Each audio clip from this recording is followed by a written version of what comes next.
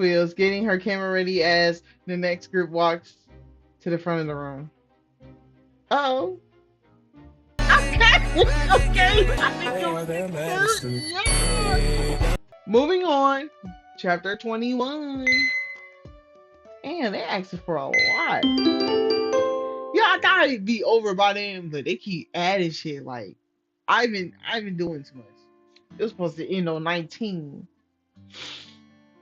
My heart pounds as my phone dials Nikki's number. I glance at the time in the top right corner of the screen. If I'm remembering correctly, the calendar school day should have ended by now. If the boutique is still going to survive Ivan's barrage of sabotage, I'm going to need all the help I can get. And with Gray acting so strange, I swallow my rising lump in my throat as I call connections. Hey, Maya, what's up? Heard Nikki's familiar voice going through the phone helps me, calms me. Nikki, I say, trying to keep my voice steady. I need help. Ivan's targeting my business. He wants to use it to launder money. He review bombs street trends, and I don't know if I can keep it afloat. I run my free hand across my forehead as the grim reality of the situation hits me once again. There's a pause as he considers my work. Considers his words. Truthfully, running a business is not my area of expertise, Nikki said, sounding apologetic. My chest falls. But, Nikki continues, you were there for the game when we needed Butterfly Mac. I'll do everything I can to help you with Ivan now. I breathe out a sigh of relief. It feels so good to know I'm not on my own. I really appreciate that help, Nikki. Just don't I just don't know where to go from here. It's all so overwhelming.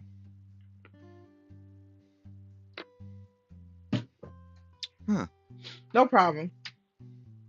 Give me a couple hours to get everyone over to Sammy's. We'll all put our heads together and we'll figure this out, okay? Nikki's voice is soft and reassuring. I'll meet you guys there. Thank you, Nikki. I pause, hoping my Siri comes across through the phone. This means so much to me. Of course, anything for Butterfly Mac.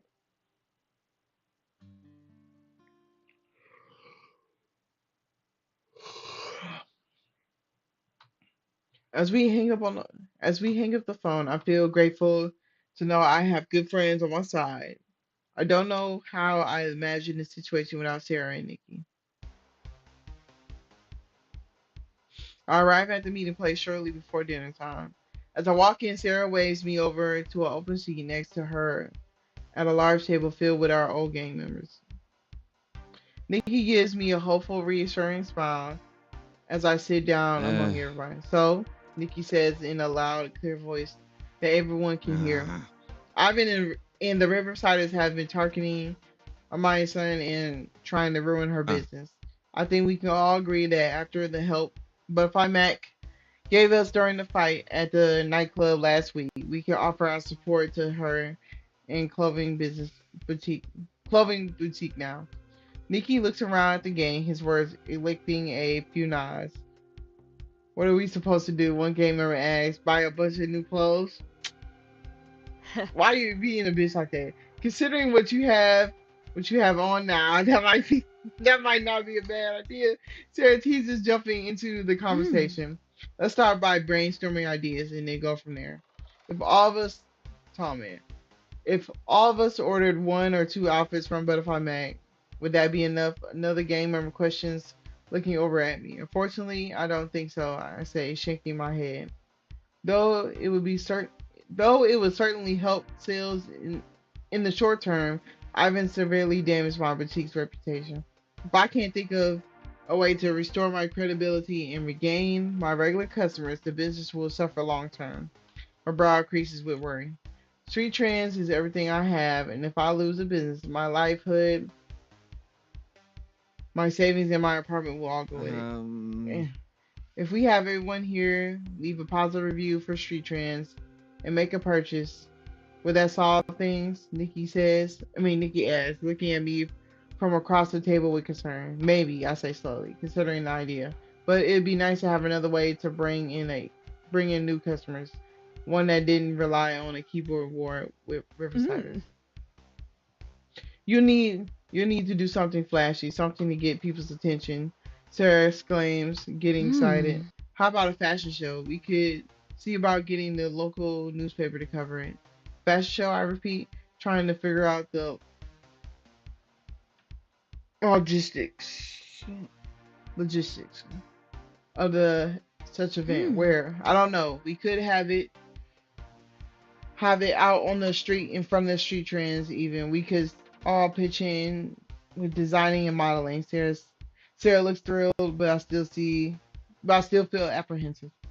What if Ivan goons come back and disturb the show?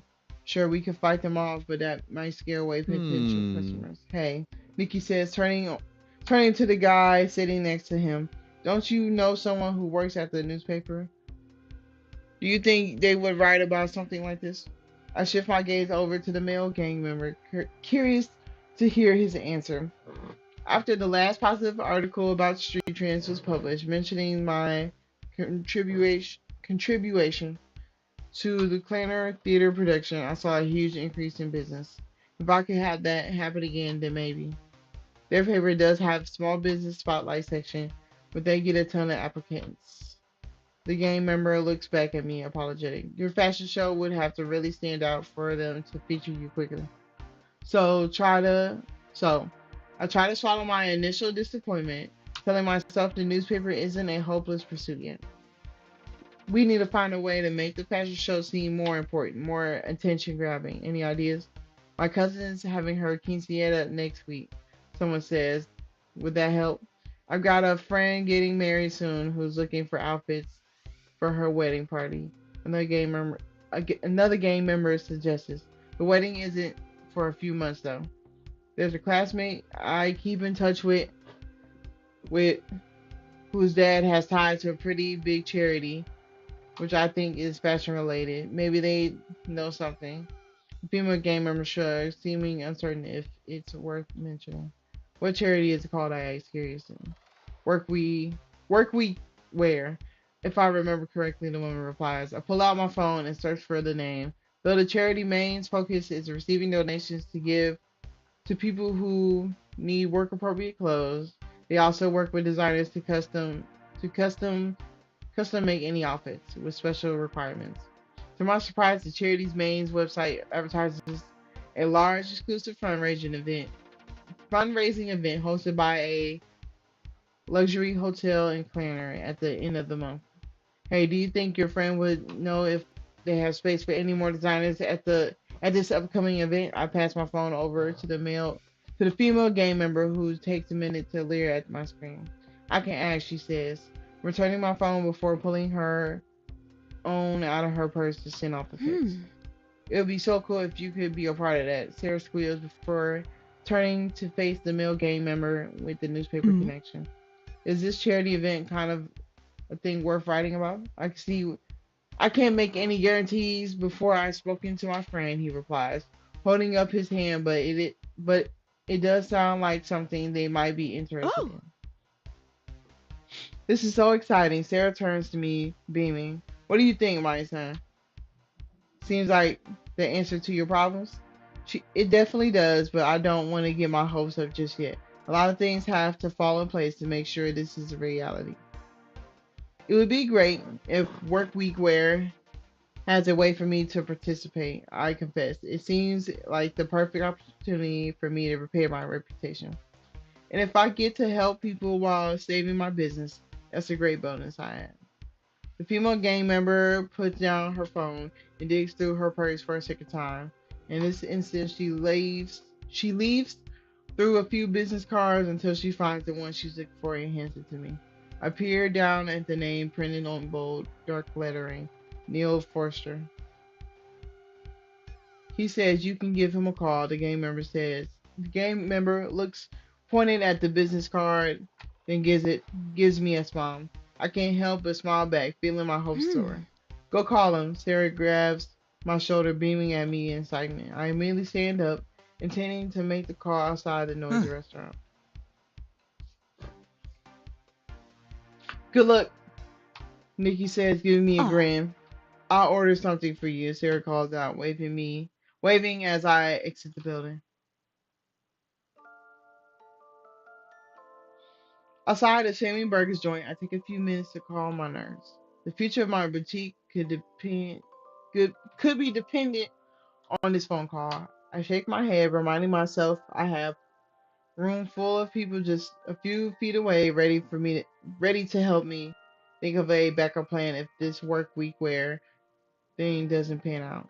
It'll be okay. Ivan won't win. Certainly not without a hell of a fight for me. Taking a deep breath, I enter the number from the business card and dial. A deep male voice picked up on the other end. Hmm. Hello? This is Neil Forrester. Hi, Mr. Forrester. This is my son Yushi. I believe I I believe a mutual former classmate of ours mentioned I would be in touch. Was it too soon to call? I guess it was too late. Now that I think Hmm. about it. Yes, she did. Well, Miss Yushi, I was just on the phone with someone over at Workweek Wear. Though it's a bit last minute, they are willing to add another designer to their upcoming fundraiser. I nearly started cheering from the news, but managed to range in my Ah. excitement. There's two requirements to enter. One is a donation of 50 appropriate outfits, and the second is 5 uniquely designed sets of professional wear to be auctioned off for during the event. Oh. Any money your designs will earn from bidding at the fundraiser will be split between you and Workweek Wear. Ellie Oh. continues. You'd have 2 weeks to provide everything to them. 50 outfits and 5 designs in 2 weeks. I quickly divide the numbers down in my head. My heart sinks. That's way too much work for one person. That'd be too much for a small team of Hmm. people. Is that going to be a problem? Neil asked, interrupting my train of thought. Ooh, I don't know.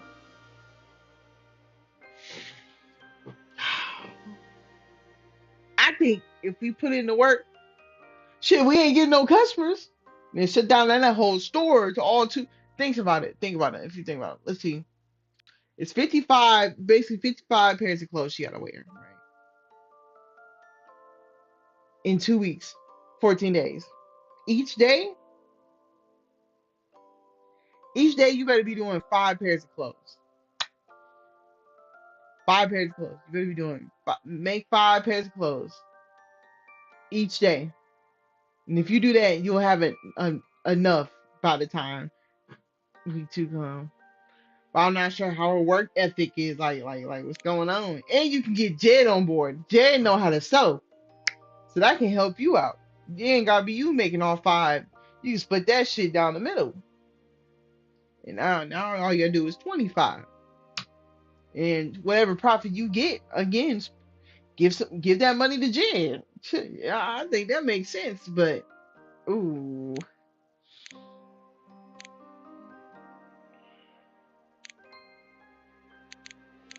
fuck it. I have the almost confidence that I can supply all that. I lied. And I wanted to give up on this opportunity so easy. This is definitely not the time to make a bad impression. I cannot afford to lose this chance, even if it means fudging the truth of my ability. Hmm. I'm glad to hear it. You won't be able to participate otherwise. I gulped nervously, realizing how close I could have come to missing out on something that could save my business. I understand. Man, pull all nighters. That won't be the case. Anyway, wait. First off, you own a boutique. You gotta have some business clothes already in that bitch. Use those clothes. Stop it. I understand that won't be the Hmm. case. Good.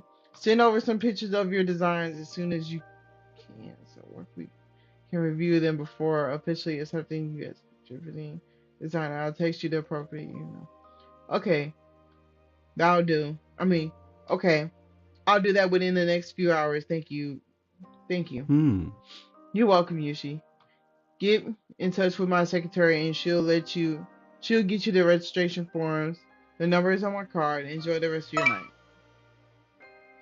After saying goodbye, I lean against the nearest building wall and sigh. If I'm gonna pull this off, I'm gonna need a lot of help. Meeting up and talking over dinner is one thing, but how many of my former gang mates are going to want to dedicate their free time to fetching supplies and helping me sew? I guess there's only one way to find out. You can get Sarah in that bitch. You don't need all those people, bro. All you gotta do is make some skirts. Man, what? You got a whole sewing machine. I rejoined the games table and now covered with everyone's covered with everyone's food and drinks, taking my place next to Sarah and across from Nikki. Hmm. How did it go? Sarah asked. Her eyes are like, I can join. Oh my gosh, really? This is great news, Sarah interrupts, but I need to make over 55 outfits in 2 weeks. I massage my temples as I explain my mountainous task. It's impossible for one person to do. Oh, Sarah optimism temporarily wanes. Well, what if Jed and I pitch in? That's what I'm saying. I don't know, Sarah. I think we need a lot more help than that.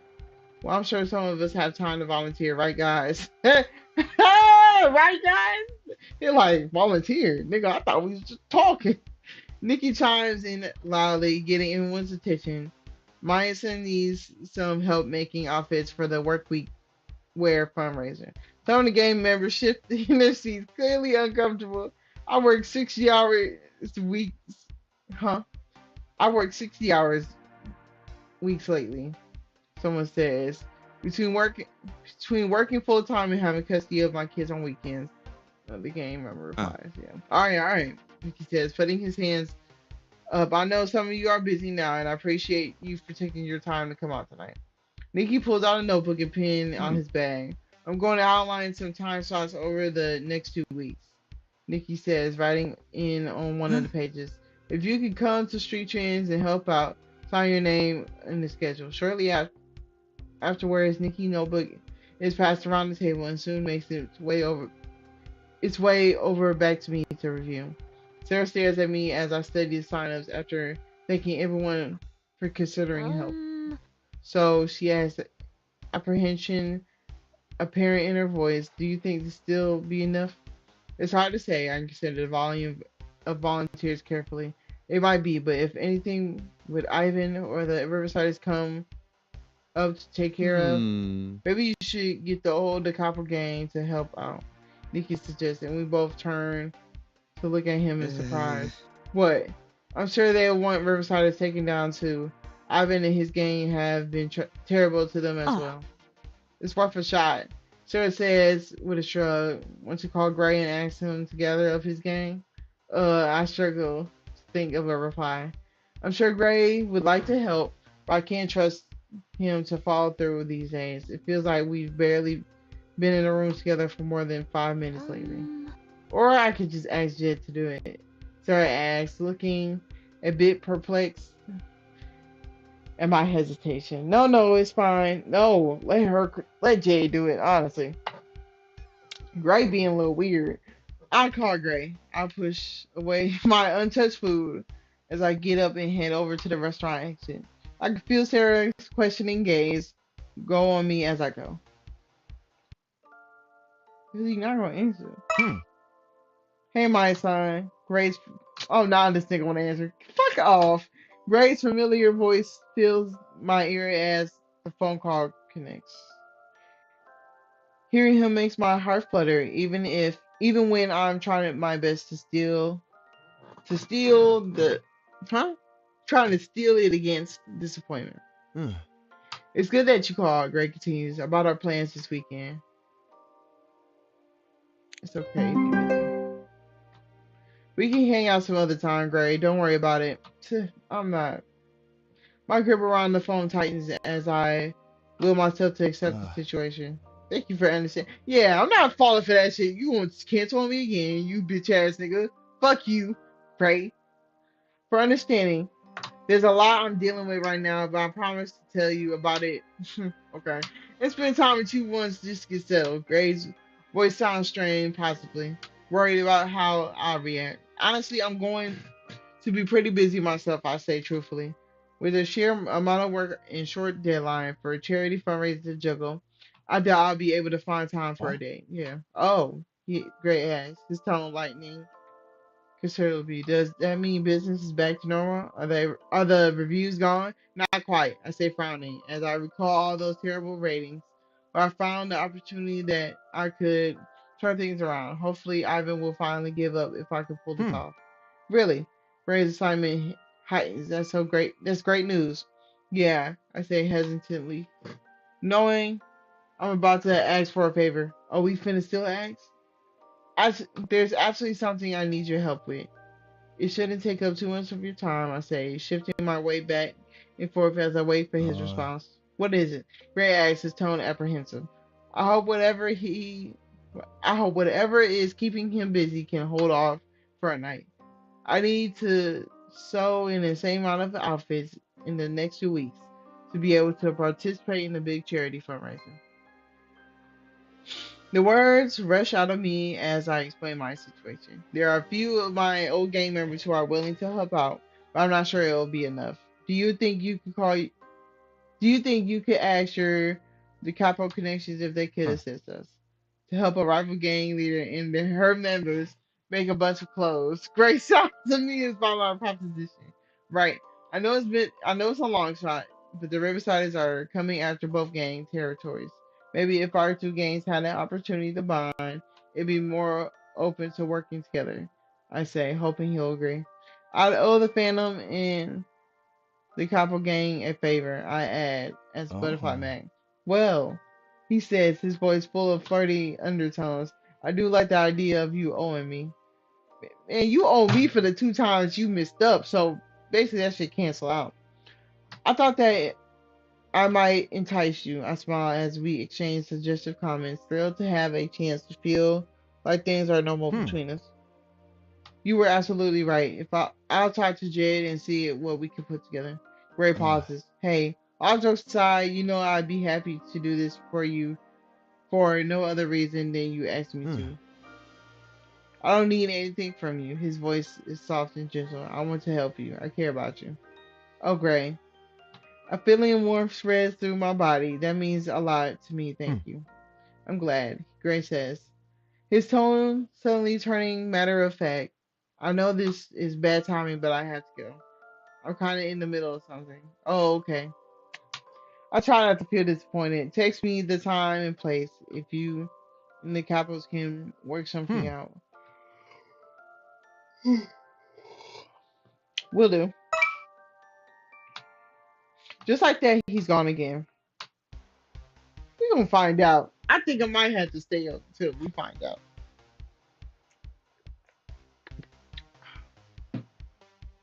Upon heading back inside, make sure to sincerely thank everyone for their time tonight and for volunteering.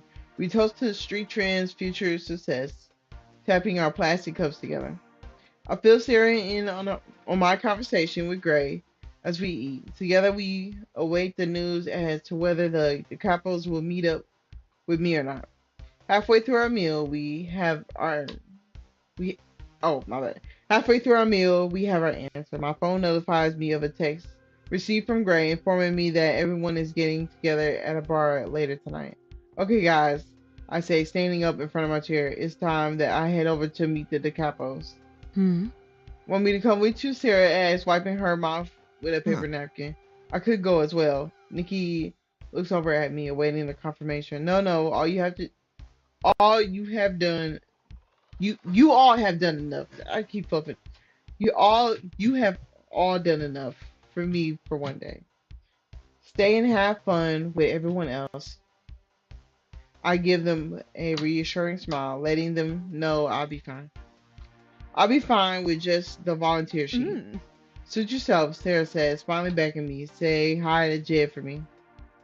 Damn, she don't even get to see her nigga. I fold the paper Nikki made for me and gather up my things, giving everyone a goodbye before I go.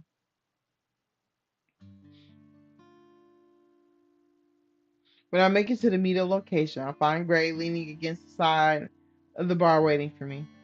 Interesting place to meet at. I say, eyeing the familiar bar where we fought alongside each other against the Riversiders just the other week. Graves just shrugs, lifting himself off the wall to walk over to me. Ugh. I've been trying to make amends with the owner after what Ivan and the Riversiders did. One corner of his mouth lifts into a smirk. It's a pretty cool place. I'm thinking about claiming it as the capital territory.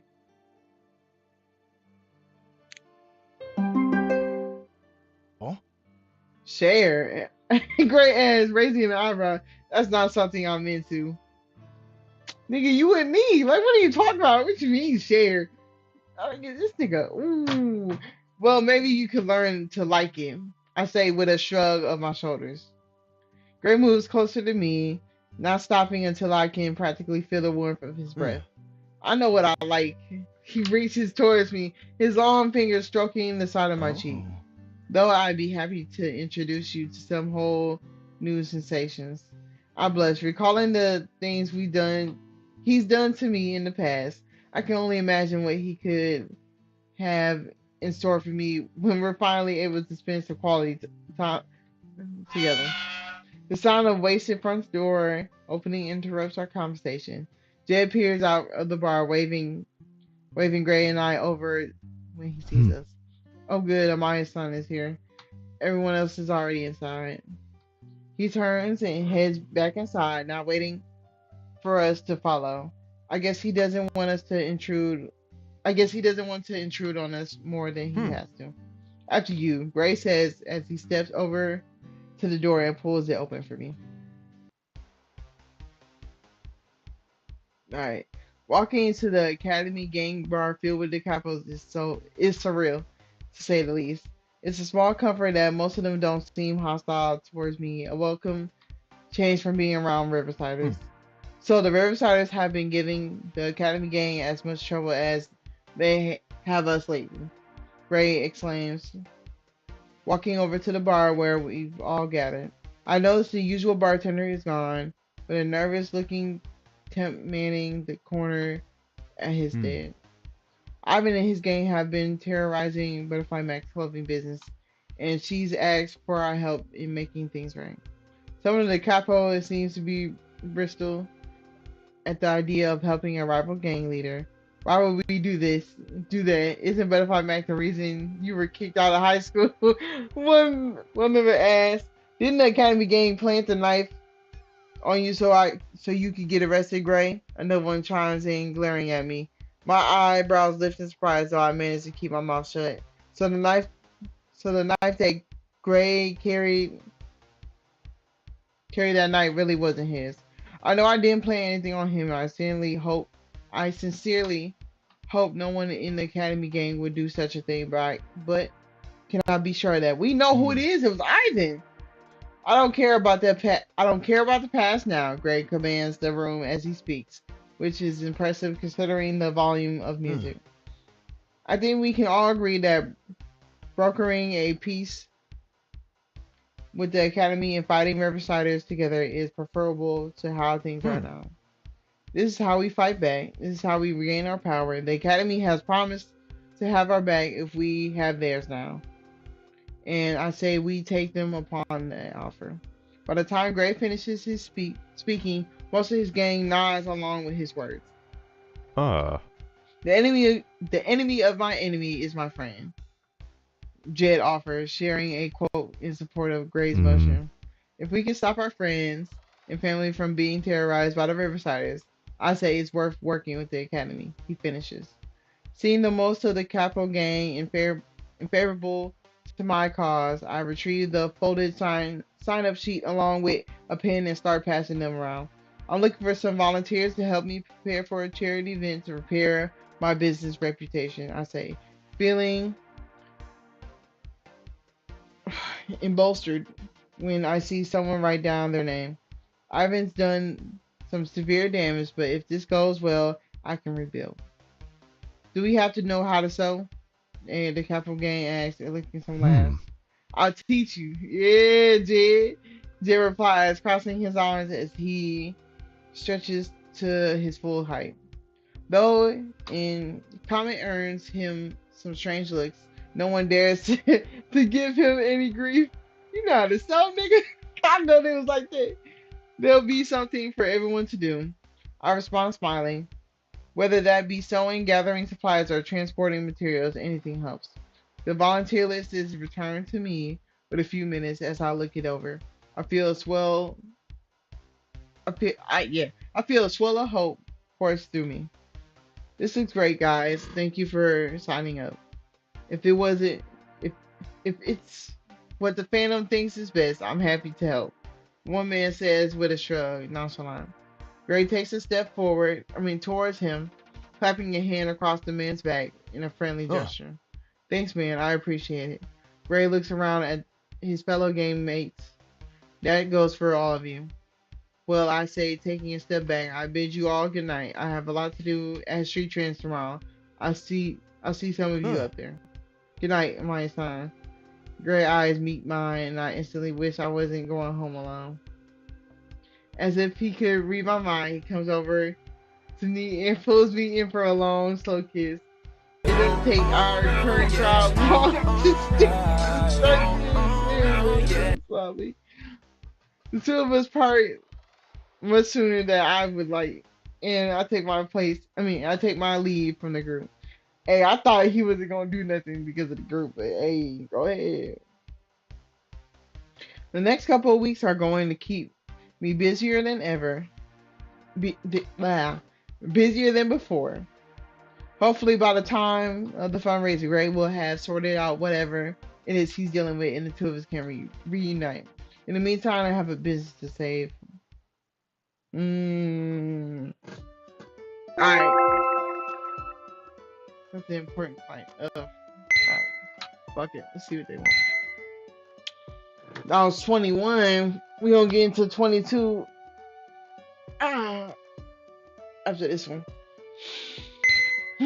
Let's see what we gotta make. Girl, what is that? Is that a split? Yes. Let's go. I know that took me like probably a cool 20 minutes or something. Alright. 22. Hopefully they like skip past the whole 2 weeks. We got the outfits together. You know what I'm saying? Let's make some shit work.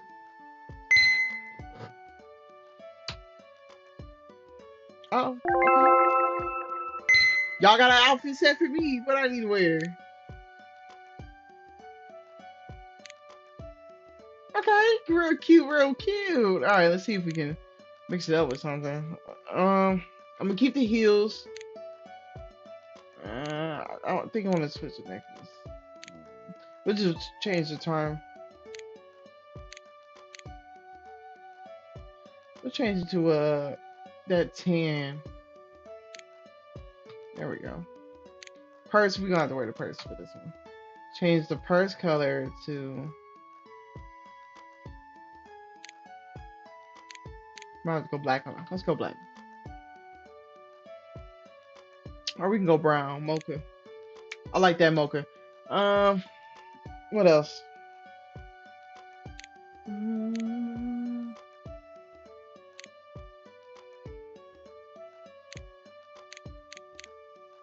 Fuck it.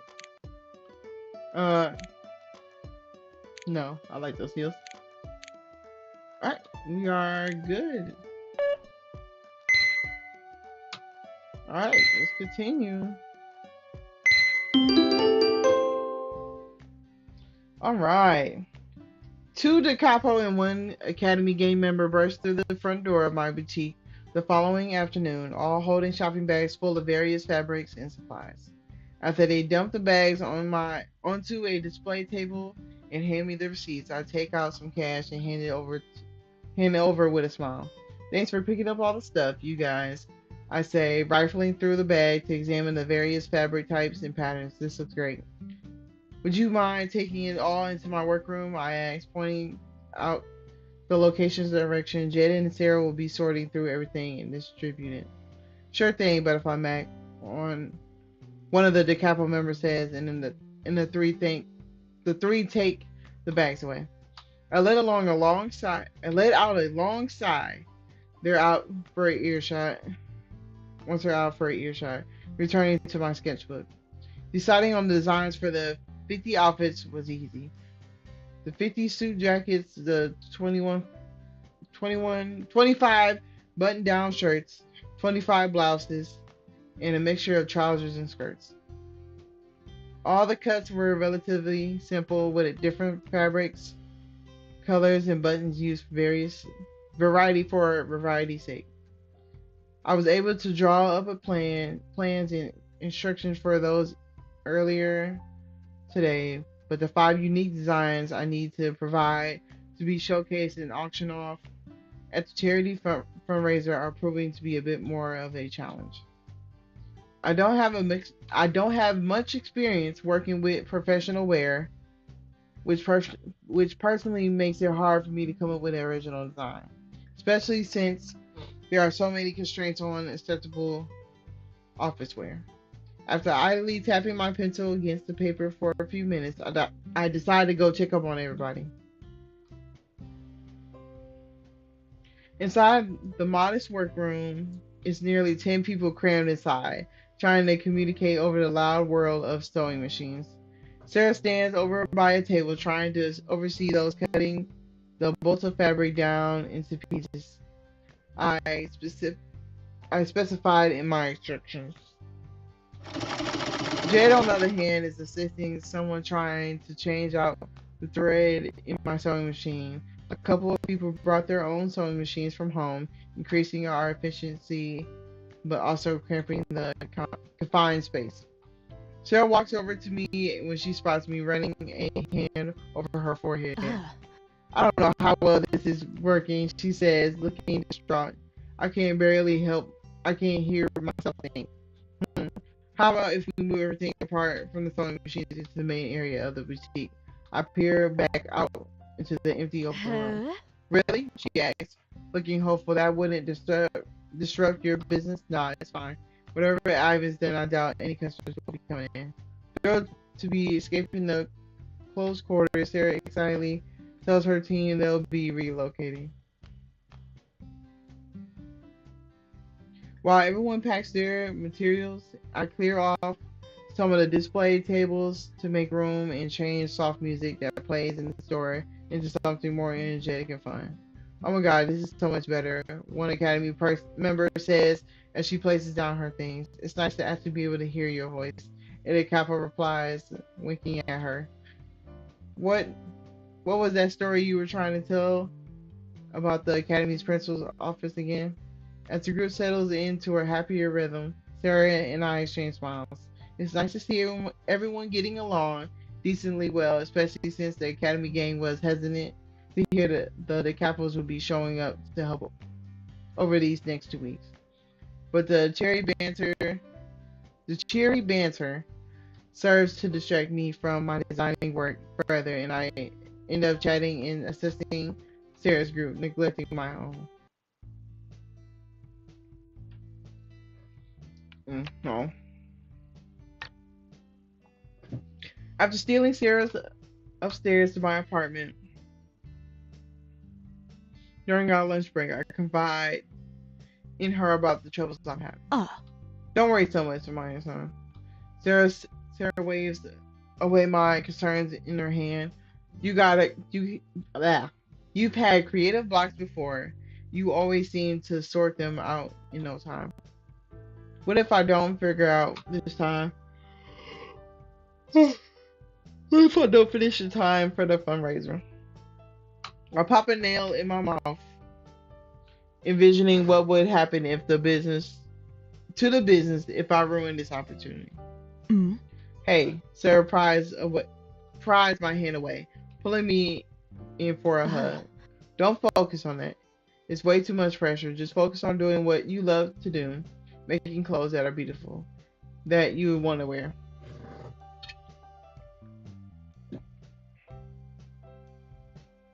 Thanks for being here for me. Thanks for being here for me, Sarah, and for everything you do to help. I say, hugging my best friend back. As we stay away from each other, a small idea sparks in the back of my mind. That's what friends are for. Sarah gives me a sweet smile. You were there for me in my darkest, most dramatic moments. I instantly get flashbacks of seeing Sarah in the hospital after the knife attack from Ivan, only for my mind to be invaded by another freighting thought. Who planted that knife on Gray? Hmm. Hey, my son, coming back the stairs. I want to spend some time with Jed before getting back to work. I shake any speculations out of my head. No, I think I'll stay here.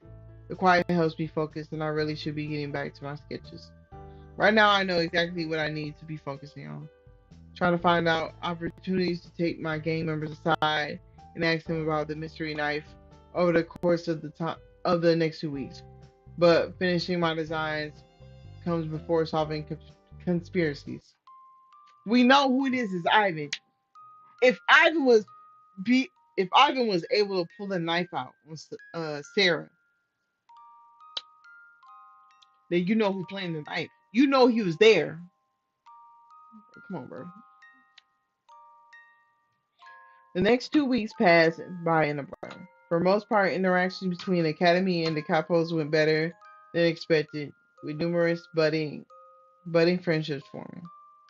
When they didn't go as well, Sarah and Jed swiftly put a stop to any drama. They also led the volunteers to the successful completions of the 50 outfits, taking as much work off my occupied hands as they could. I work around at my boutique. I look around at my boutique, feeling empty now that everyone has packed up and gone home. Hearing the lock on the back door turn and someone enter, I move my head in time to see Gray walk into the shop. Hello, stranger. I say in I say nonchalantly as I can. It's been a while. I haven't seen Gray once since the night of the Capos met at the bar. He hasn't even hosted this week this weekly poker games. At least not here in the Hmm. basement. I had a little free time, so I thought I would come help. Gray looks around at the empty shop in the packed cardboard boxes. It's a bit too late for that. I say tearfully. Everything's done. Gray eyes whip over to mine, boring, boring Huh. into me. Son, are you angry with me? I sigh as I consider the question. I know you shouldn't. I know I shouldn't be. I know that you told me you'd be busy settling whatever it is you are dealing with, but I swallowed the lump rising in my throat. I missed you a Uh. lot. I know, he whispers, I'm sorry. Gray moves closer to me, stopping at my arm's length. He reaches out and strokes my hair, one of his Uh. hands. I wanted to be here for you. I can be now. Really? I asked. The idea of having him back in my life seeming too good to be true. Will you come to the fundraiser tomorrow?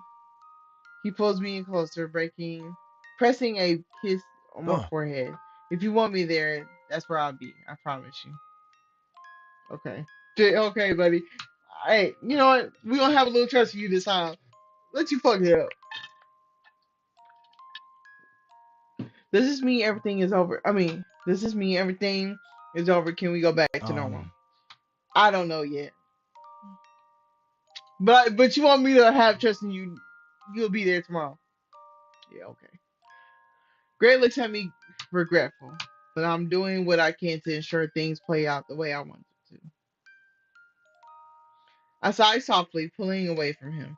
I want to feel like I have him back again, and not like we're always on borrowed time.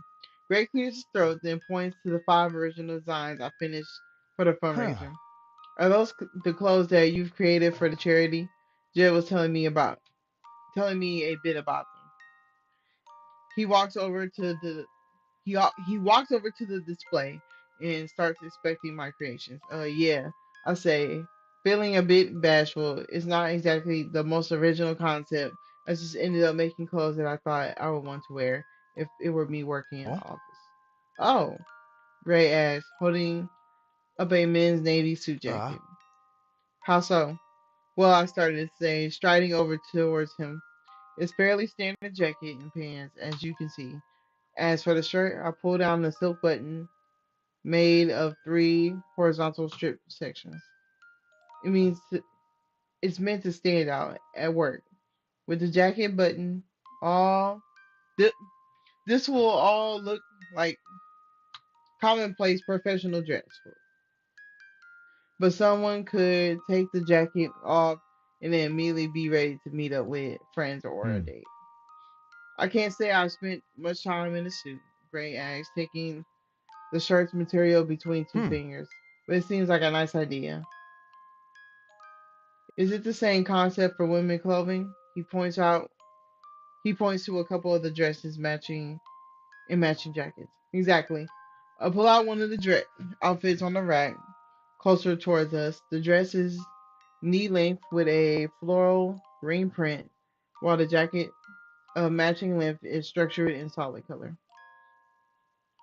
The jacket makes it appropriate to wear at work, but the dress is something I still want to be wearing Huh? afterwards. Oh yeah, Gray asked. It's like you informed me. Maybe you should try it on for me.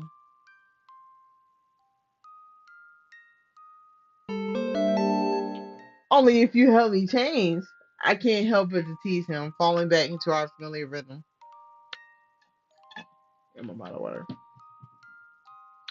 Gray's eyes darken with lust as he looks over to me. Oh. I love to do that. He takes a slow, deliberate step towards me, watching me carefully to see how I react. Despite the weirdness of these past few weeks, I know I still feel the same about him. I still want Gray very, very much. Hmm. Perhaps I should start with this. One hand reaches towards my sweater, slowly sliding it off my shoulder. Oh. Or these. His other hand slides up my thigh, fingers hooking themselves on the edge of my underwear. I look up at him from beneath my lashes. Whatever you think is best, Gray. Suddenly, Gray's strong arms wrap around my body, and he lifts me up, positioning my legs to wrap around his hips as he presses me against the wall. I blink, I blink in surprise, both of us, both at having been moved so easily at the close proximity of his body to mine. Feeling the warmth and solidity,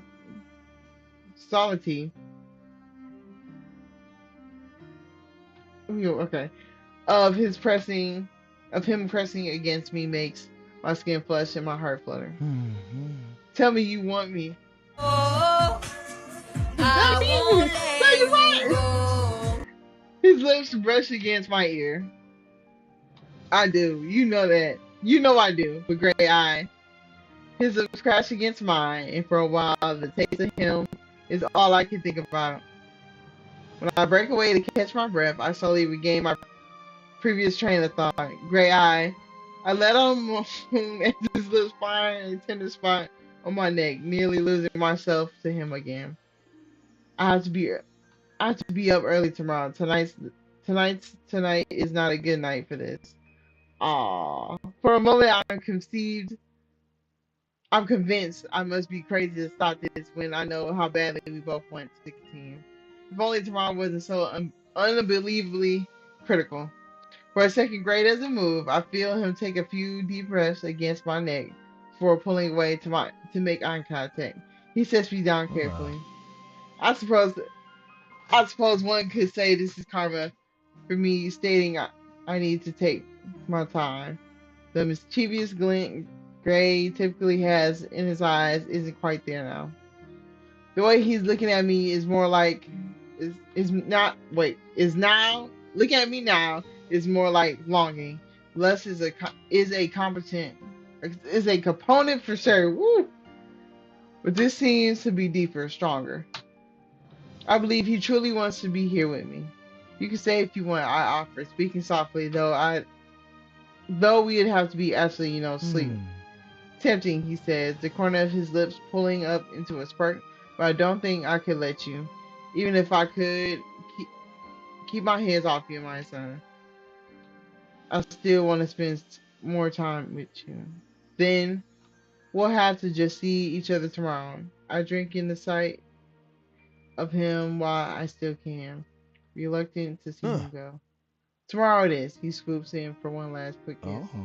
Good night. Good night, Gray. As I watch him leave, I have to stop myself from changing my mind and calling out to stop him. I reassure myself that another opportunity to be with Gray will come along soon enough. All right, Oh. Gator. Dang, this is a nice place, Sarah exclaims, as she, Jed, Nikki, Gray, and I walked up to the hotel, boxes in hand. Very fancy, Jed says, nodding along. An employee immediately comes around to assist us, loading the cardboard containers onto a luggage cart. I explain to him that I'm a designer participating in the Work Week Wear conference, and he nods in affirmation. I'll take this over to conference room 3C for storage. You can double check with the front desk, but I believe the event will be hosted in 3B next door, the bellhop says. Okay, thank you. I give him a polite smile before my attention moves towards locating the elevators. My pleasure. A warm pair of arms wraps around my waist. Is this the kind of place you'd like me to take you someday? Gray whispers into my ear.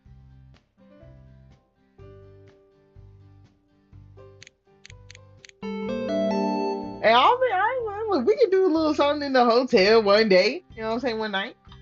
Having our own room sounds nice, I say seductively, speaking at a low enough volume for the others not to overhear. Oh yeah. Oh yeah? Gray smirks, and what do you imagine us to be doing here? Whatever whatever you tell me to. I grin wickedly, knowing exactly which buttons to press. Gray stares look at his face.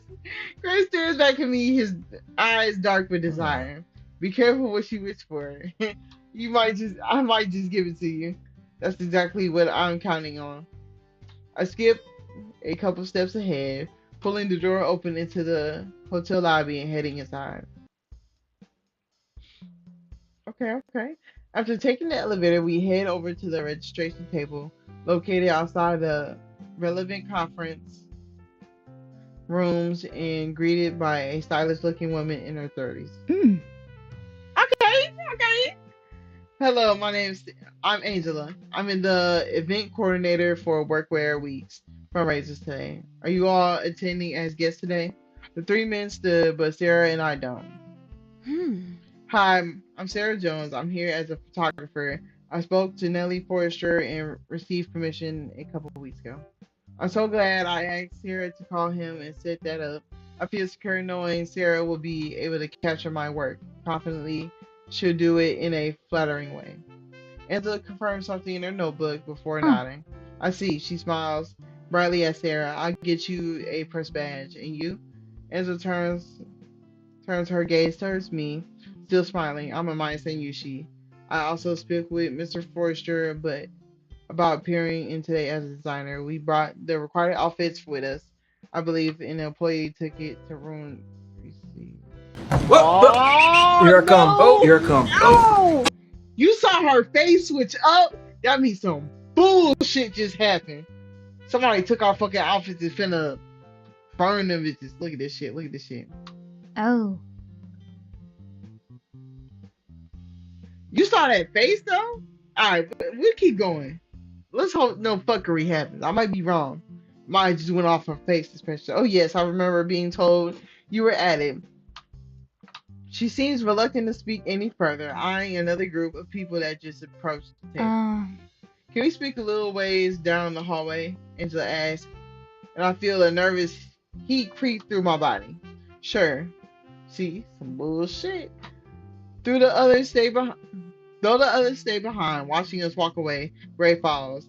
He stays just far back enough to not appear like he's listening, pretending to be fixated on a piece of artwork hanging in the hall. Is there a problem? I asked nervously as Angela and I come to a stop. We thought we had enough male models for all the original designs today, but we've had several last minute cancellations. There isn't enough. Angela looks at me apologetic. Since you were the last designer to join, well, I'm too busy trying to keep a straight face to answer. I got two men back here. Let's get it. Hey, Jed, get you a suit on, nigga. Great, get you a suit on, nigga. What? All the work and time everyone's contributed to this day, these past weeks, was all for nothing. We can still credit you as a full participant, and we have plenty of female models available, but I'm afraid you won't be able to present any designs that require male models. Angela studies my face, looking concerned. Aren't aren't the models able to change into new clothes throughout the show? I say finally. Well, of course, but even after altering the catwalk order, we couldn't find a way to get male models that would fit the measurements you sent in. Okay, in time. The schedule is just too fast paced for the models to do all the clothes changes they would need to. Something has to give. Angela looks at me with pleading eyes, willing me to understand. I let a severity I let the severity of the situation sink in. With over half of my original outfits unable to be shown today, can I make a big enough impression to have the hope of media coverage? Excuse me, Gray cuts into the conversation. Couldn't help to overhear. And is there any chance that I could volunteer to model Miss Yushi's clothes? Yes. Angel says, taken aback. Provided they'll fit. I don't see why not. Excellent. Great. Good shit, Gray. Gray grins at me while I stare back dumbfounded. And those two gentlemen over there. Oh, we did bring Nikki along. That's three niggas. Hey, y'all get y'all shit on. And those two gentlemen over there, the ones we've arrived with, could they do the same? Well, sure. Angela smile is back. The coordinator for the models is in room 3C. She can give you all your instructions. Sounds great. Thank you. I say amazed at the situation worked out. As we walk behind Angela, finish checking in, I resist giving Gray a huge hug. You saved the day, I whispered, looking up at him with a smile. Gray was fine without me. I just wanted to see all your effort get the recognition it deserves. I know how hard you've worked for this. Gray, you're the sweetest. I beam at him, absolutely ecstatic, thinking Jed and Nikki will agree to be models. I'll convince them. Gray seems quite confident. Leave that to me. As I finish up the registration process with Angela, Gray somehow gets the other guys on board. I'm thankful they're willing to help me. Doubtful either of them will want to be models for a day. Oh, the rest of them set up. Rest of them.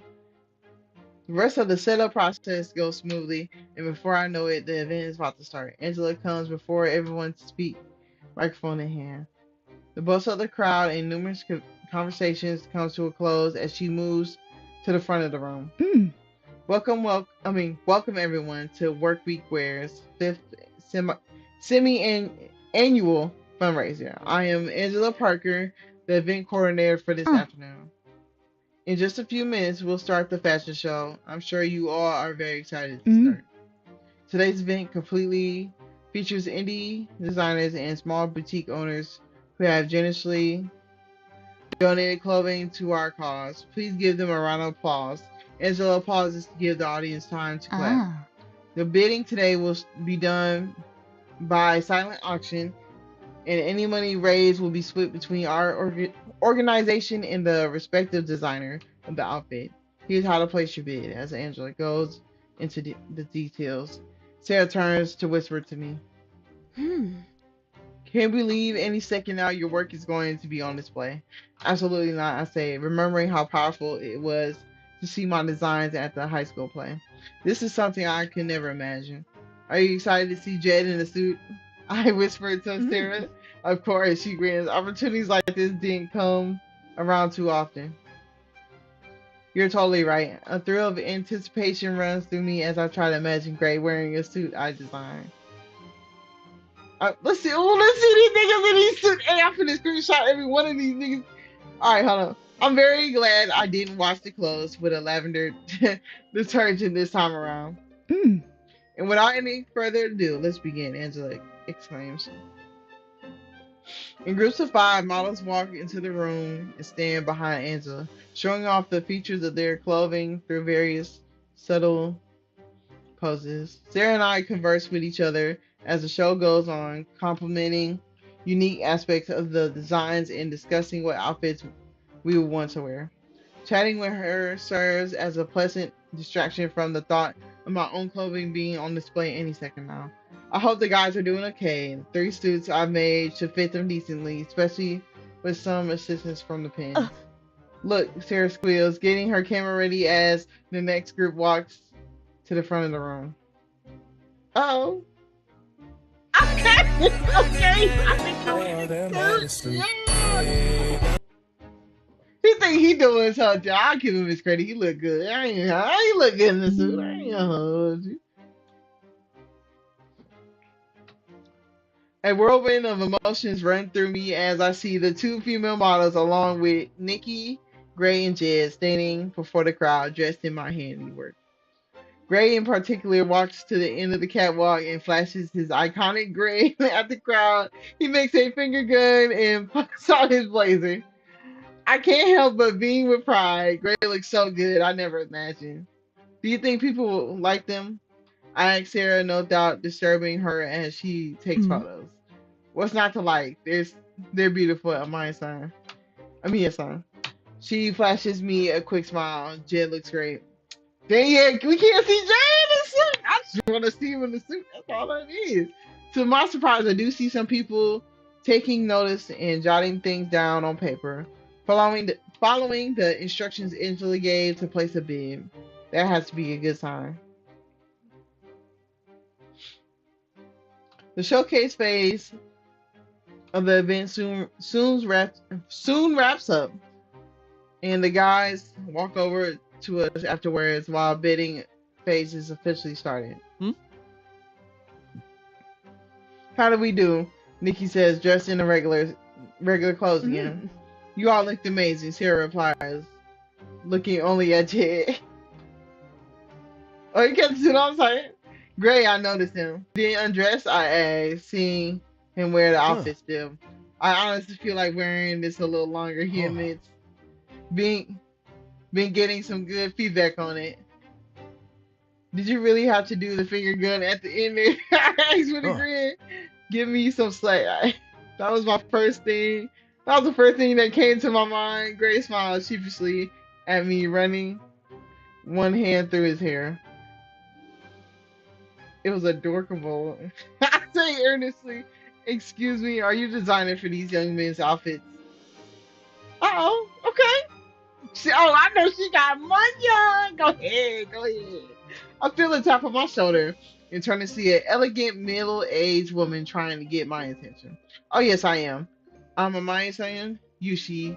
I reach out to shake her hand, which she accepts. Nice to meet you, Miss Yushi. You can call me Evelyn. The woman gives me a polite smile. I just wanted to say I enjoyed your work. I hope to see you at the next fundraiser as well. Okay. So I'm hearing another opportunity. All right. Thank you very much. I hope they'll have me back at the next event also, I say, returning her smile.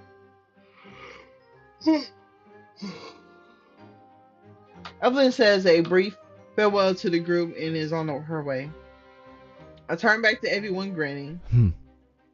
Wait, that's funny word, Kelly. That was kind of her, Jed says. Yeah, I shake my head in disbelief. This whole day has just been unreal. Well, you deserved it. Sarah rests her head on my shoulder for a second. You've been working so hard. I couldn't have done it without you guys. Thank you all so much. Seriously, this has been such an incredible moment.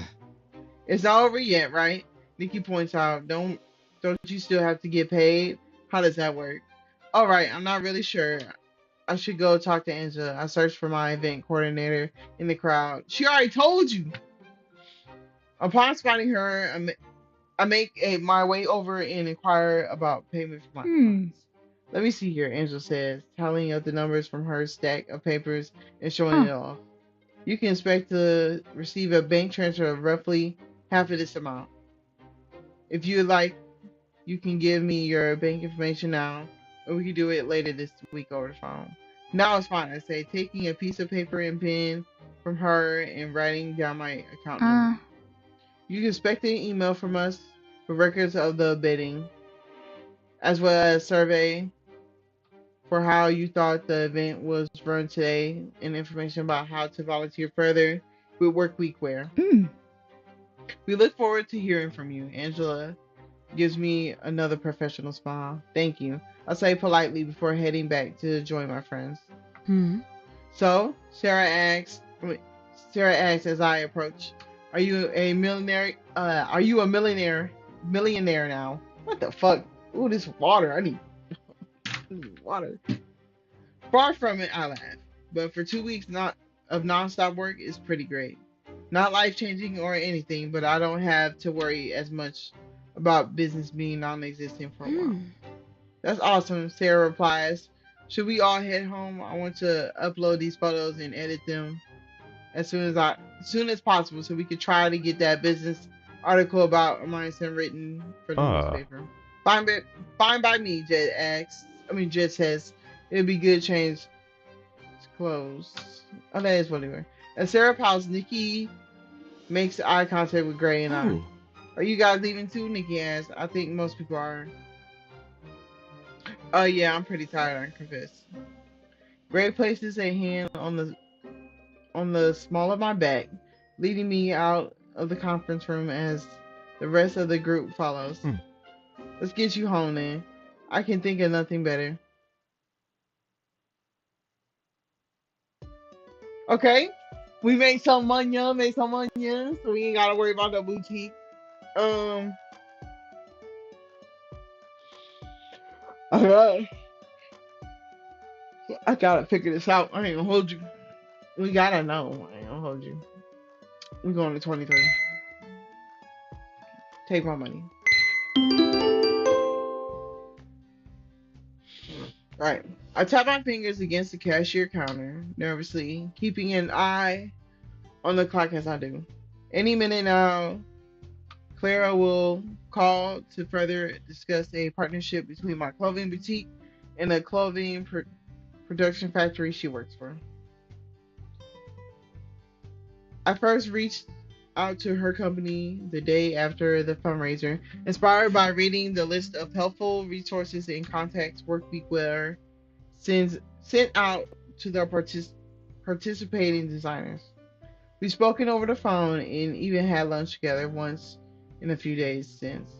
So far, their professionalism, reasonable rates, and close location to street trends has made this partnership seem more and more like a great idea. With any luck, I'll have a reliable long-term business relationship that can aid me whenever current orders outweigh what I can produce on my own. After having to rely on the kindness of my friends to get the work week project completed on time, learning how to scale my business has never seemed so important. An eager knock on the window at the storefront causes me to look up. Sarah waves from outside my not yet open shop, holding up a small bottle of champagne proudly. Jed stands next to her, his own hands accompanied by orange juice and disposal cups. I gleefully unlock the door and usher in my uninvited guest. I wasn't planning on opening the shop until I had finished my call with Claire anyways. Why not let my friends distract me with mimosas while I wait? Sarah bounds in through the door with Jed following close behind before the both of them sit down their stuff at the cashier counter. We come bearing gifts, Sarah shouts. I can see that. I tease, ribbing ribbing her lightly. I eye the two of them curiously as we start to pour the juice and pop open the champagne. What's the occasion? I ask. You, a deep, familiar voice from behind says, "Ah!" I turn and see Gray winking at me as the boutique door closes behind him. With just a few strides, he's right in front of me, close enough to touch. Gray hands me a large picture frame, and my eyebrows dip as I examine the contents. As I start reading through the framed piece of news, I nearly shriek in excitement. What? The article about street trends came out? When? How did I miss this? Nikki said it was released earlier this morning. He found it while he was getting ready for work, Sarah says. She then process. Then she. Oh. She then proceeds to wrinkle her nose up in exaggerated disgust. The School starts way too early. He asks. He asked me to congratulate you in person in this place. Hmm. You should be proud, Jed says. He gives me a small smile as he hands out the finished Ah. details. The article speaks highly of you. Who wouldn't? Gray chimes in. He raises his own glass to me in celebration, grinning proudly. As the four of us clink our cups together, I stand staring at the story in shock. I can hardly believe it. One part in particular catches my eye. Hey, they have a quote from Evelyn, that woman who approached me at the fundraiser, I say. My eyes widen as I read the next few lines. Wow, it seems like she's pretty influential, one of the Workweekwear's greatest benefactors. The fact that she's complimenting my work here is so crazy, I say, feeling. That's amazing. Sarah beams at me. The Cleaner Academy principal is quoted in there as well, praising the costumes you made for their play. Then even brought some of my photos to use in the article. Sarah points to where her name is printed as a contributor. Let's hope we'll both continue to get new business behind this, she says, still smiling brightly. Definitely. I actually had a meeting with a small clothing manufacturer the other day to help me prepare just for that. I suppose to hear back from her around 9:30. I nod my head towards Jed. No more counting on the Capo legendary seamsters to lead a team of amateurs to save the day, I joke. He doesn't mind, Sarah says. She wraps her arms around Jed. Jed's tall form. None of us did. My heart melts thinking of how much everyone did to help me in my business. I'm beyond appreciative, truly. I pray my sincerity comes through my words. But I don't want to rely on the kindness of my friends to survive in these situations. Not if I can properly prepare for them. That's a great attitude to have, Sarah says. She lays a hand on my shoulder. I'm super proud of you. It's almost 9:30, Jed says, glancing at his watch. We should clear out if you're expecting a call. But we just got here, Sarah pouts. Despite her protest, she helps the rest of us clear the drinks away quickly. The two of us set out together. The two set out together after wishing Gray and I goodbye. Sarah winks at me as she grabs the champagne and juice to take with them. Probably the best. I don't drink much at the start of workday anyways, though the mimosas were a fun break from routine. Mind if I stick around for a while? Gray asks. He leans back casually against my front counter, tucking his hands into his pockets. There are some things I'd like to talk to you about after your phone call wraps up, but I understand if you prefer privacy.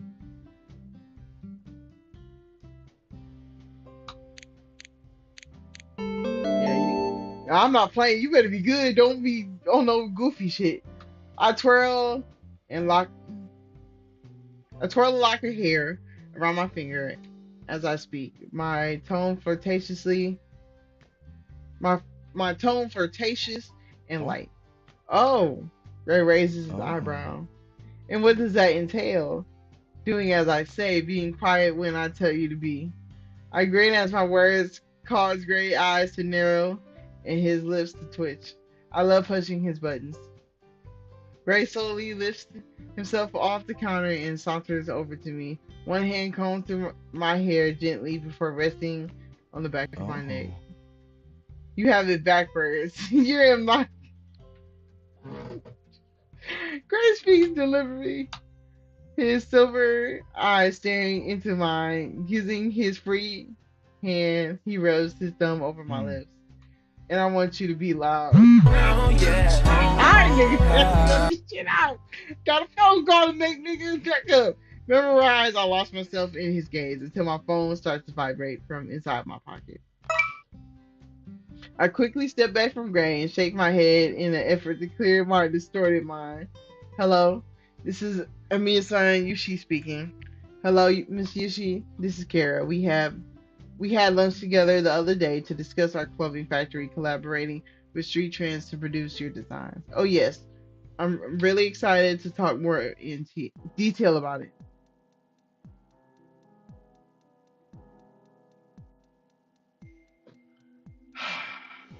Fucking ooh, why? Nigga, I'm on a newspaper. You know what I'm saying? You supposed to get money together. Alright. I'm calling to let you know that we won't be able to work together. We won't be able to continue this partnership. We won't be able to work together. I freeze in place. Gray's eyebrows lift and he takes in my expression and I slowly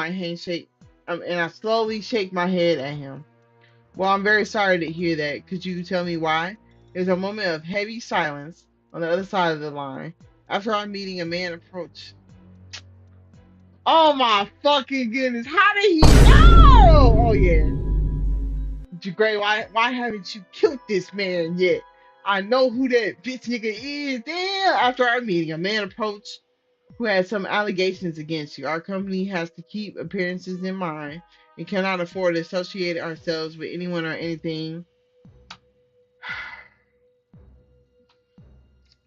My mouth drops open in surprise. What, a man? For a moment, I'm too dumbfounded to put the pieces together. Girl. Then the sense of dread steadily spreads through me. There's only one person who would be behind this. A lack of interference from him over the past couple of weeks have prepared for the fundraiser was only a temporary reprise. He intends to keep hurting me. I tune back into the phone just to hear the end of Kara's polite but curt goodbye before the line goes dead.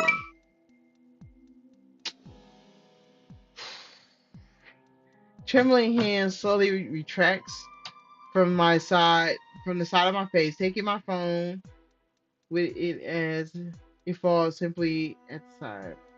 Gray's arms encircles my waist in an instant. What happened? His voice is a whisper, his voice full of concern. His Ivan again. I try to speak clearly, but my emotions seep into my words. He told them something about me and how they won't work with me anymore. Told them what? Probably I was in the gang, and you know that girl? She do gang work. Gray's perplexion mirrors my own. I don't know. Maybe he didn't say anything about me. Maybe he just threatened them, or maybe he. My eyes start to sting as a sense of hopelessness comes over me. Gray presses me to him, and I stand in his embrace, breathing his scent in and out until I feel calm enough to continue. I didn't imagine he'd try so hard or go this far. I say, wiping my eyes. I feel he'd sooner see Street Trans destroyed than accept my refusal. I look up at Gray, whose lips have set it into a grim line. I'm starting to feel like I'm running out of options, Gray. If I call the police on him, I'll be putting you in jail as well. I chew on the bottom of my lip, trying to think of another solution. One that doesn't involve having to lose my business. Should I just give in? Hell no. I mean, we could move and just not deal with his ass no more. We could move. What's wrong with moving? I barely can get the words out. No, Gray commands. The hardness of his tone takes me by surprise. No, my son. Leave Ivan to me. I'll take care of this. I don't want you to get caught in illegal activity because I persuaded you to rent out your basement. His voice is still firm, but with gentlest now lays through it. I can protect you. He looks at me. His affection clears despite the negative emotions weighing on both of us. Gray then rakes a hand through his hair, taking a deep breath. I'll talk to him. I'll go now. Are you sure? Wasn't there something you wanted to talk to me about? It can wait. We'll be safe, nigga. Because if he sets you up again, Ugh. Gray presses a light kiss against my forehead. I'll come back as soon as I can. We'll talk then. The moment I finish bidding him goodbye, uncertainty settles in the pit of my stomach. I want to trust that Gray can handle his business partner. I know he's more than capable, but still, Ivan is unpredictable. Yeah, sure is. After running upstairs and booting up my PC, I log in my property insurance account and read over the coverage carefully. I jot down a couple questions and the customer service number, but overall feel reassured. My policy covers a range of terrible events from arson to theft. Hopefully, I never have to cause file a claim, though I start stealing myself to expect the worst. In between customers, I spend the rest of the day running back and forth from the shop to my living quarters. I search through my things, look for what's most invaluable to pack into boxes. Though a lot of my time is spent determining what has sentiment value, I do pack up some particular items into a small backpack as well. My passport and most important documents, the bearers of toiletries and the change of clothes as well as some cash and a backup of my hard drive are all contained in one convenient portable package. Hopefully I'll never need to use it. I don't feel the need to call up Sarah and ask her to store my things for me yet, but my heart grows lighter knowing I'm organized and have a plan. It feels a bit silly packing up my belongings when I was doing the opposite just a short while ago. While combing through my stuff, I come across the photos my parents had sent over months ago, grimacing at grimacing as I spot one of Sarah and I as active gang members in our Clanner Academy days. Hard to imagine such a harmless looking keep keepsake keepsake whatever was a catalyst for the drama between Gray and I. Still, I can't help but feel some amount of gratitude. It's funny how much easier things feel now that I don't have to keep up a deception. Perhaps it would been the best if I had been truthful from the start, but back then I was unsure how Gray would react. It's tempting to be hard on my past decisions now when everything's turned out okay. But honestly, I'm lucky that I didn't lose him. Really lucky. I tested his trust so early in our relationship, yet he's still here, supporting me and looking out for me. No secrets is all I can really do going forward. I can learn from my mistakes. You better look through that peephole. I ain't gonna hold you. A soft knock at my apartment door overtakes my attention. It's me. Oh, okay. Gray's voice calls out to me as it sounds slightly muffled. Can I come in? I bound over to the door, pulling it open from him. Of course, I say. As he enters, I search his facial expressions for hints about how his conversation went with Ivan. Gray takes my hand in his, leading me over to the couch. He's going to leave you alone. Yeah, okay. Gray says, looking into my eyes.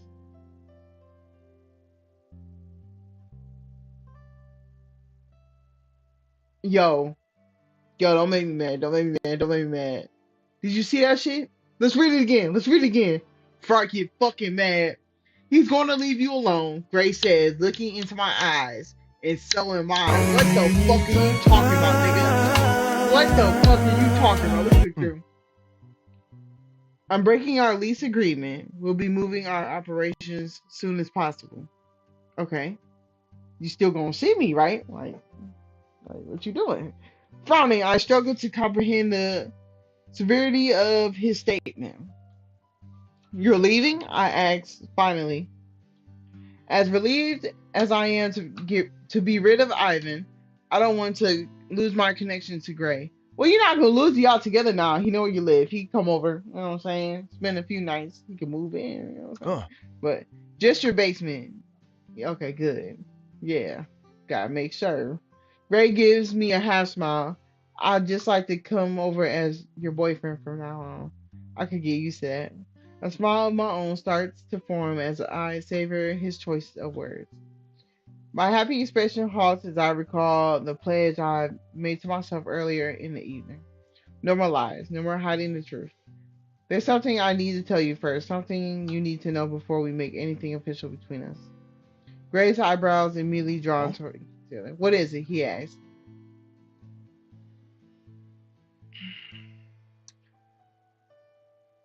I'm not sure if you piece this together or not, but I want to make something clear. I breathe deeply and calming my nerves. I'm the one who called up the cops on you that night back in high school. I needed a distraction so that I didn't have to face you in a fight. For a moment after I speak, I squeeze my eyes shut, afraid to see his reaction. When I open them, I find Gray staring at me Uh, intensely. Was it you who planted the knife as well? He speaks softly, though his tone is far from gentle. What? No, of course not. My mouth gapes at a loss of words. I know some of the capos mentioned a knife at the bar a couple weeks ago, but I didn't know you believe Planner planted it on you too. Gray just yeah. shrugs. It seems the most likely explanation. Gray, I would never do that. Seriously, I called the cops because I was trying to save my own skin. I plead. I pray he'll believe me in spite of my history of deceit. Gray doesn't look convinced. What the fuck? I thought you would have revealed that we knew each other, that we had been. I wave my hands in exasperation, struggling to define what Gray and I were to each other back then, if anything. I don't know. What, somewhat friendly? I thought Sarah and everyone else would never have forgiven me for fraternizing with you. I say bitterly, recalling how trapped I felt. Really hated the Phantom back then. Uh, He breathes out a hmm. sigh. Truthfully, I would have been surprised if it had been you. But I don't think a the capo was responsible and no one else was there. Could a member of your gang have gone rogue? I shake my head. That thought occurred to me after hearing what your gang members said at Wasted. I asked around when everyone was here, helping me prepare for the fundraiser, but everyone denied it. No one knew about my plan to hide and call the cops, so it doesn't make sense for anyone from Clanner to give you a knife and risk you using on me. They had a hard enough time convincing me to fill the leadership role that I highly doubt anyone was looking for me to get hurt. Gray nods as he follows my line of reasoning, but then Yeah. sighs. If we can rule out the Cleaner gang and then the Kappa gang, who else would have possibly done it? What about Ivan? Has he ever told you what he was doing there that night? I asked. The memory of our first meeting is practically burned in my brain, though whether that's due to Ivan's unsettling nature or dramatic events of the evening, I can't be too sure. Huh? Ivan, Gray repeats, looking dumbfounded. He was at the park too? Yeah. He's never mentioned it to you? I figured it would come up considering how long you known each other. My brow Hmm. furries. No, not once. Believe me, I would have remembered. Gray's tone is flat as he speaks, his body language stiff inward. Oh. I shift uncomfortably in my seat, not sure what else to say. Why would Ivan keep that from him unless he has something to hide? Watching someone get arrested doesn't exactly seem like the thing you do. You would forget. Nor Ivan is the type to watch his words. Hmm. You saw him that night. Did he say anything to you? Do you know what he was there at? Gray asked after a moment. Pause. I stayed hidden in the trees to watch how things played out, and he found me there. Ivan struck up a conversation about how the night didn't go as he intended, but played right into his hands. I suppressed a shoulder. I suppressed a shudder as I recall how cryptic and creepy it was. He was, even as a teen. Ray falls back onto the couch as if someone knocked the wind out of him. Are you alright? I asked tentatively. I know he's your partner, but do you think he could have been responsible? Knives are kind of his style. I grimace, and as I recall the fight between him, Sarah, and I back Ugh. then. Yeah, Ray says slowly, taking things in. His fist clenched until his knuckles turned Hmm. white. I asked him about it. Ooh, shit. Then he shakes his head, looking so lost that it breaks my Uh, heart. I was so tough on you for concealing something from me for a matter of months. To imagine he's been lying to me for years is just. Maybe you should just end things with him, I say gently. If you have to move away anyway, and you aren't sure you can trust him, hmm. maybe it's not that easy, Grace says in a bitter tone. Well, what? Are you really that attached to his whole Hmm. poker thing? No, it's not that. Gray waves. Uh, He waves my question away. If it was just about the job itself, there'd be no issue. I mean, it pays well enough, but carrying out the operation in secrecy is a hassle. It's not worth the trouble, really. So then why not quit? I asked, genuinely uh, curious. It's Ivan. Gray sighs. He won't let me. Not without serious consequences. Gray! Come on, Gray. Be better. Like he'd turn you into the police or something? Wouldn't that incriminate him as well? My eyebrows draw together as I contemplate Gray's uh, words. Let's just say,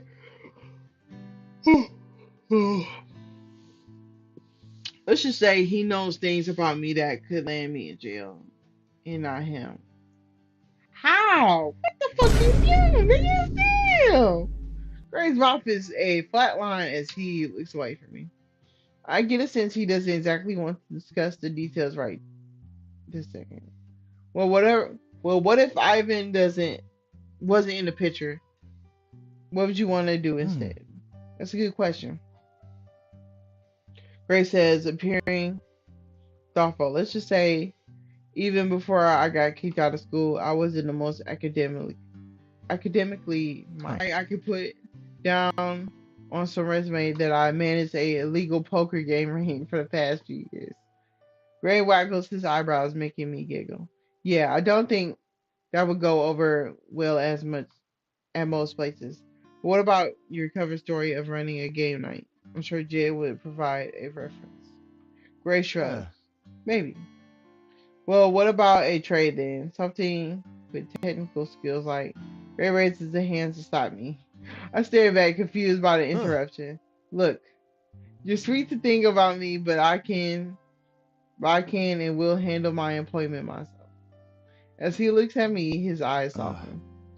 I want to be the one taking care of you. That doesn't mean I can't help you sometimes, I hmm. protest. True. Gray says, nodding his head in acquaintances. Maybe I said it wrong. And I can't I can't say I'll never need it. But for now, these are problems within my power to fix.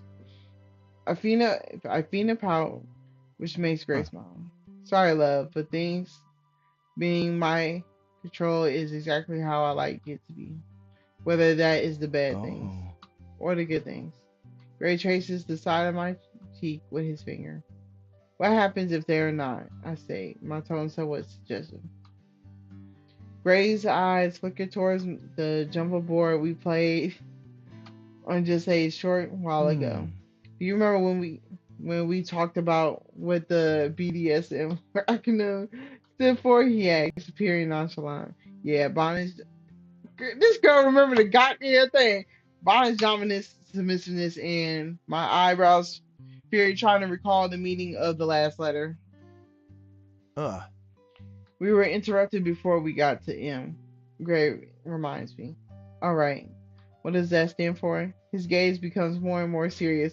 He watches me hmm. closely. Misogynism. To derive pleasure from receiving pain. It goes hand in hand with the alternate meaning for S, which is sadism. Hmm. Sadism. Sadism would be depriving pleasure from inflicting pain. Oh, I say, I shift nervously on the couch beside him, apprehensive about why he's bringing this Uh, up. I'm not into that, Gray says clearly, still observing me. I let out a breath I didn't realize I was holding. He reaches out for my hand, wrapping it in his own. I enjoy taking on the dominant role in sex, but I want to submit. I want you to submit because you love how you feel when you give your body to me, not because you fear what I'll do if you don't. Gray's eyes blaze with intensity. I can't overstate how important it is to me that you enjoy being under my control. If you don't want me there, huh. If you don't want me to be, there aren't consequences for that. I stop whatever it is I'm doing. I lean towards him, placing a kiss on his cheek. I appreciate you telling me all this, Gray, but heat rushes to my face as we speak. What if I want to challenge what you say, but don't want you to actually stop? Bashfulness feels almost silly, considering I'm a grown I'm a grown woman in relationships before. Even so, I can't say I've talked much about this with anyone. Well, bready subs aren't uncommon, but it's dangerous territory. Gray's free hands works his way to my hair as his eyes look into mine intensely. If resisting or telling me no is part of fun for you, playful or otherwise, then we would need a safe word, something that always means you want me to stop right at this second. That makes sense. I smile at Gray, feeling much safer and more comfortable than I did when this conversation started. I don't really know exactly how I want our dynamic to be. I know I like teasing you sometimes, but I don't know if I want to bring that into the bedroom. There's a pause in our conversation as I start to imagine being intimate with Gray again. Would I still want to play coy then? We'll think about it, Gray says finally, standing up off the couch. It can only help us to have one in place, even if we never use it. Are you leaving? I ask. A frown forms on my face as he moves closer to the door. I want to think over my situation with Ivan, Gray says, looking slightly apologetic. I don't think it'd be much fun even if I stay, he admits. I walk over to him, wrapping my arms around his neck before planting a kiss on his lips. Next time I won't let you leave so easily, not before you pay me much more attention. Gray breaks out into a smirk. I promise you'll be satisfied. He presses a kiss of his own against me, lingering on my lips for a moment. When everything with Ivan is finally settled, I'm going to command all of your attention for a long, long time. With a final wink, he bids me goodnight. This shit, right? Ooh, what the fuck? Bro, they said this would be 5 hours. And we're still on 20 fucking 4. They playing with me, bro. They playing with me. I'm not finna hold you. I'm getting tired. So we gonna call it a day here. We gonna call it here. I'm probably gonna stream tomorrow. So if you're looking at this, you know what I'm saying, midday, I'm probably gonna stream at night again. What else? Check out the past live streams if you miss me, you know what I'm saying? But other than that, hope you enjoyed the stream.